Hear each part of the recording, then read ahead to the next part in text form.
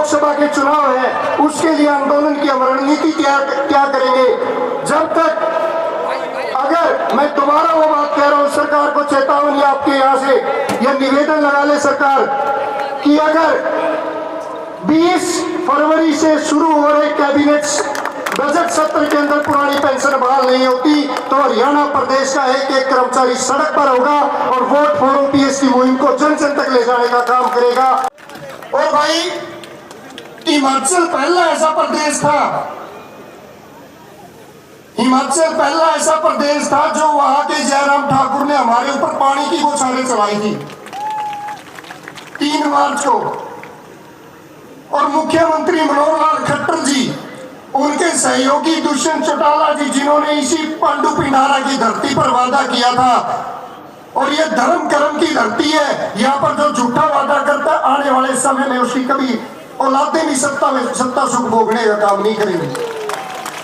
ये तो हमारे साथ धोखा नहीं, ये तो भगवान के साथ और भगवान की धरती पर आकर अगर धोखा कर सकते हैं तो उनके साथ क्या होगा आप समझ सकते हो सर।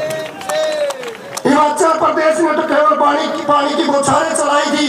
हरियाणा की तानाशाह सरकार ने तो हमारे ऊपर उससे आगे बढ़कर लाठी डंडे चलाने का काम किया और आतंकवादियों को रोकने के लिए जो आंसू गैस के गोले चलाए थे वो आपके ऊपर चलाने का काम किया। यूं देख लो भाई, इन्होंने सिर्फ पानी का बदला उनको सत्ता से बाहर करके लिया था और आपने तो लाठी और आंसू गैस के गोलों का बदला भी लेना है। तो आपने निर्णय लेना है कि उनको सीट देनी है कि नहीं देनी है। और जब तक, और मैं तो हमेशा कहता हूँ हमारे कर्मचारी भाई तो हनुमान जैसे बड़े बैठे हैं। हनुमान अपनी ताकत भूल बैठा था और समंदर को लांघने से इनकार कर रहा था। तब जाम मंत्री ने उनको बताया था कि आप समंदर को लांघ सकते हो। उन्होंने अपनी ताकत को पहचाना और वही ताकत आप जो कर्मचारी भूल बैठा है, आपने वो ताकत पहचान ली है और इस सरकार को भी उसकी पहचान करानी है सबकी। और मैं तो हमेशा कहता हूँ, मैंने हमेशा नारा दिया कि हटकर चले वो हमसे, हटकर चले वो हमसे जिन्हें सर अजीज हो, हम सरफिरों के साथ ये सरफिरे चले। और पेंशन वाली संघर्ष समिति ने 2018 से जो रिकॉर्ड खुद बनाया उसको तोड़ने का काम भी खुद किया। इस एकलव्य स्टेडियम को बहुत सारे राजनीतिक दलों की यहाँ पर रैलियां हो चुकी हैं और कुर्सियों पे रैली करते और दावा करते हैं कि हम सत्ता परिवर्तन कर देंगे। ये पहली पेंशन वाली संघर्ष समिति है जिसने दरी के ऊपर न केवल इस मैदान को भरने का काम किया, लेकिन जितने साथी अंदर थे उससे कई गुना साथी बाहर भी थे। और ये कहते हैं कि जींद की धरती बदलाव की धरती है, यहाँ से बड़े बड़े आंदोलन शुरू हुए और बड़े बड़े बदलाव हुए। और आज निश्चित तौर पर आज आपने नींव रख दी हरियाणा प्रदेश में एनपीएस से ओपीएस के बदलाव।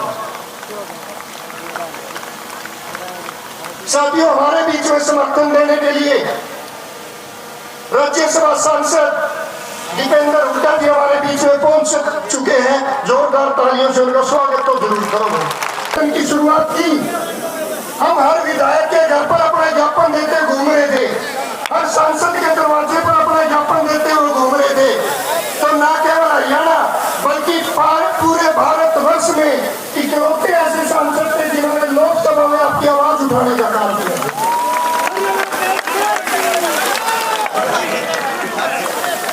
उसके बाद भी जब भी हमारा कोई आंदोलन हुआ, अगर हमारी आवाज को लोकसभा से साजिश मंच के माध्यम से हरियाणा की इस गठबंधन सरकार को मैं चेतावनी देता हूँ,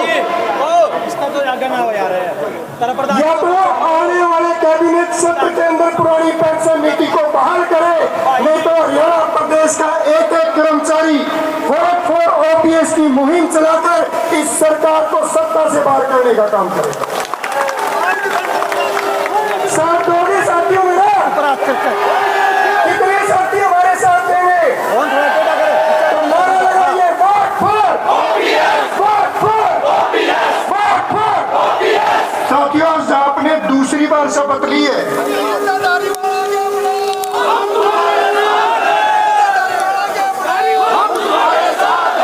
पंचकुला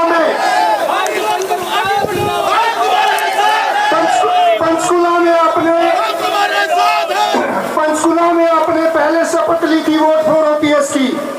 आज अपने परिवार को, आज भगवान श्री राम को दोबारा साक्षी मानकर आपने शपथ ली है, तो उस शपथ के ऊपर कायम आप साथियों को रहना है साथियों।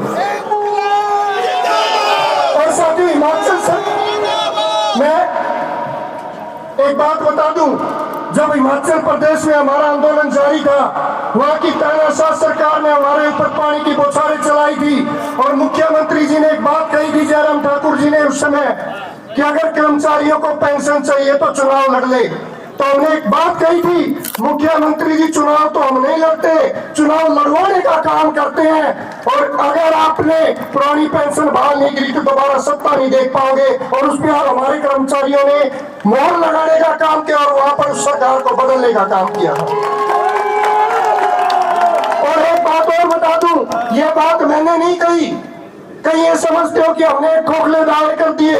मेरे पास वीडियो है, जयराम ठाकुर जी ने पंचकुला में आके मीडिया के पत्रकार बंधुओं के सामने बात कही थी कि अगर मेरी सरकार गई तो केवल और केवल ओपीएस के मुद्दे पर गई। और साथियों, आपका हरियाणा का आंदोलन तो पूरा देश देखता है, सांसद जी ने भी बताया। हरियाणा में आप सुनिए, हरियाणा का आंदोलन 24 राज्यों में हमारा संगठन है।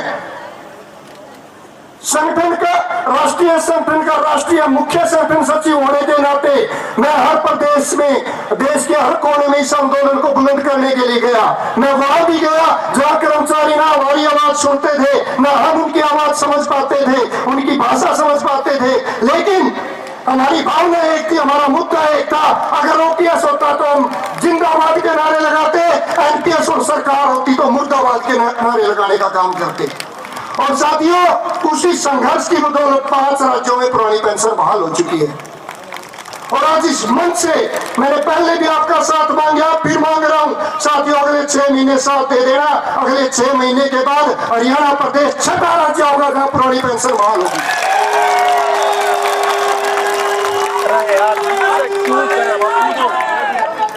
ऊपर को हाथ करके साथियों, 1 अक्टूबर की आपकी महारैली दिल्ली के रामलीला मैदान की, आप उसके साक्षी थे। वहां पर हमारे नेता प्रतिपक्ष माननीय भूपेंद्र सिंह हुड्डा जी ने, जिन्होंने मेरे साथ विधानसभा में हमारी आवाज बनने का काम किया, जब हमारे ऊपर लाठी डंडे और आंसू गैस के गोले चले, तब वहां पर उन्होंने हमारा साथ देने का और हमारे साथ खड़े होने का काम किया। और दिल्ली में आकर उन्होंने वादा किया था कि पहली कैबिनेट में वो पुरानी पेंशन बहाल करेंगे। और दीपेंद्र जी भी वो वादा आपके बीच में दोहराना चाहते हैं। दीपेंद्र जी, कुछ साथी कह रहे हैं कि अपना ये कह रहे हैं कि पहली कैबिनेट की बात, तो ये मैं कहना चाहता हूँ। और आपने लाठी की बात करी कि आपने आंदोलन किया,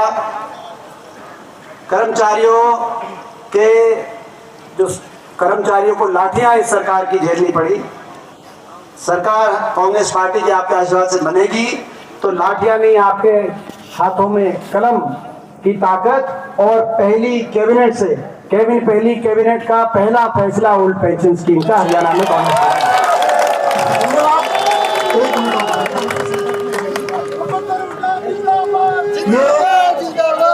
दीपेंद्र जी कह रहे हैं कि हमारे संकल्प पत्र में है।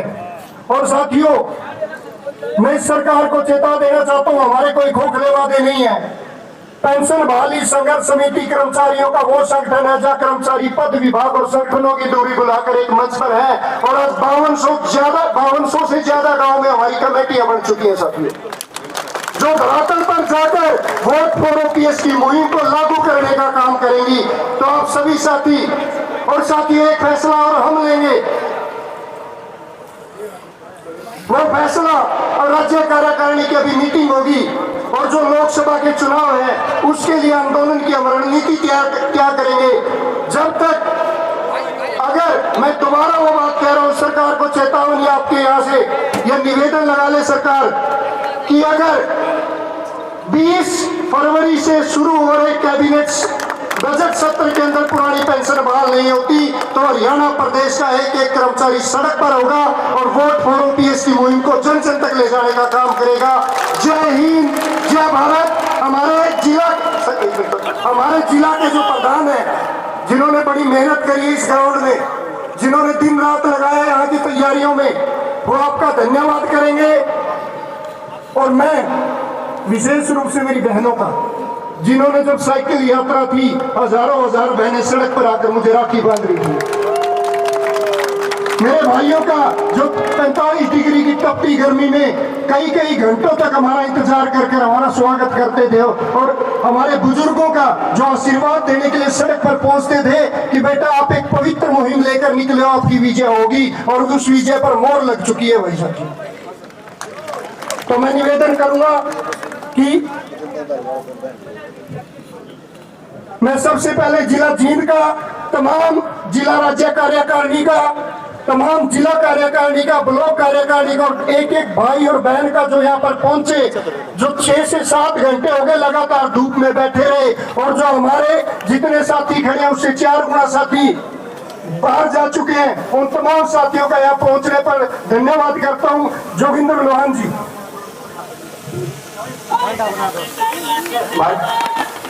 इस संघर्ष के जनक भाई विजेंद्र धारीवाल जी, इनके साथ कंधे से कंधा मिलाकर काम करने वाले राज्य महासचिव ऋषि नयन जी, अनूप लाठर जी, और सम्मानित पंच जींद जिले के इस पावन धरा पर हरियाणा के कोने कोने से आए हुए साथियों का हार्दिक अभिनंदन करता हूं, धन्यवाद करता हूं। और इसके साथ साथ इस संघर्ष को, इस रैली को कामयाब बनाने के लिए सहयोग देने वाले हमारे प्रत्येक ब्लॉक के ब्लॉक प्रधान और उनकी कार्यकारिणी, जिला कार्यकारिणी, महिला शक्ति और सभी कर्मचारी साथियों का, जिसने इस रैली को कामयाब बनाने के लिए दिन रात हमारा सहयोग किया, रात को 2-2 बजे तक स्टेडियम में जो है काम किया है, मैं उन सभी साथियों का हार्दिक धन्यवाद करता हूं। और आपके इस संघर्ष, आज आपने दिखा दिया है कि जिस तरह लगातार आपने जो तप 11 बजे से लेकर किया है, ये आपका संघर्ष एक दिन जरूर कामयाब होगा। धन्यवाद। जय संघर्ष, जय एकता, जय पीबीएस, जय हरियाणा।